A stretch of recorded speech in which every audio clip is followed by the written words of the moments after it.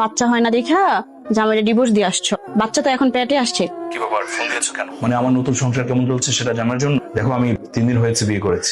বিয়ে করে ফেলছো? কি করবো, তোমাকে তো ফোন দিয়েছি, তুমি তো পাত্তাই দিলে না। মা কোথা থেকে যেন একটা মেয়ে জোগাড় করেছে। আসিফ একটা কথা শুনবা? এই এখন কথা শোনার সময় একদম নাই আমার। বাসায় প্রচুর মেহমান, শ্বশুরবাড়িতে লোকজন আসছে। আসিফ তো বিয়ে করে ফেলছে।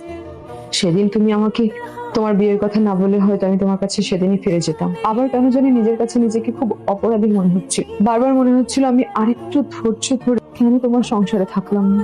এত বড় একটা সিদ্ধান্ত নেওয়ার আগে তুমি তো একটাবার আমার সাথে যোগাযোগ করতে পারতা। আমার সংসারটা কি?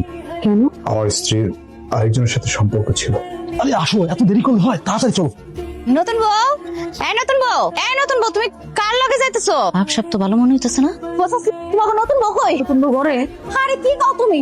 তোমাকে নতুন বউ ব্যাগ বুক লইয়া একটা পোলা লগে দেখুন যে যাইতেছে। কি অন্ধ হয়ে গেছস? কারণ কারে দেখছস? এই আসি আম্মা এদিকে আইতো বাবা।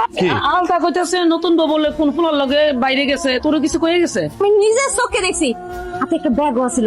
আমি ডাক দিলাম, দৌড়ায় গেল গা, কোনো উত্তর দিল না। হ্যালো, হ্যালো, এই তুমি কোথায় বলো তো? আমি আমার বয়ফ্রেন্ডের সাথে চলে যাচ্ছি। বিয়ের আগে আব্বা আমার আমার প্রেমের কথা কাউকে জানাতে পারিনি।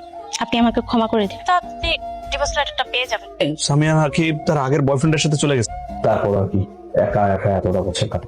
তোমার নতুন বউ চলে গেছে, তারপরে তুমি আমার কাছে কেন ফিরে আসোনি? সাহস পাইনি। তাছাড়া আমি তো জানতাম না যে আমার ছেলেকে নিয়ে তুমি আছো।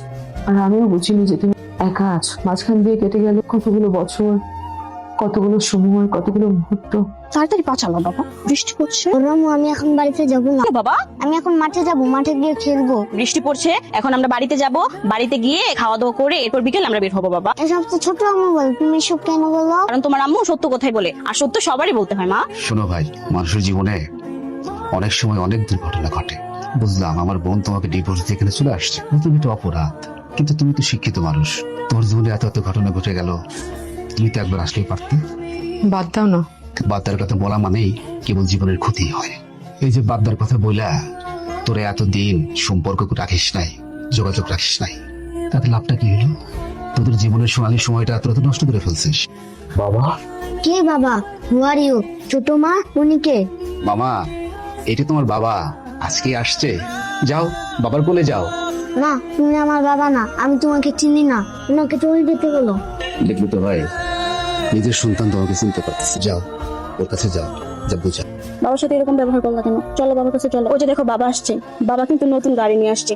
বাড়ির সামনে যে গাড়িটা দেখতেছো না, ওটা কিন্তু বাবার গাড়ি। আমি গাড়ি চাই না, ওনাকে চলে যেতে বলো। যাও, চলে যাও, তুমি যাও।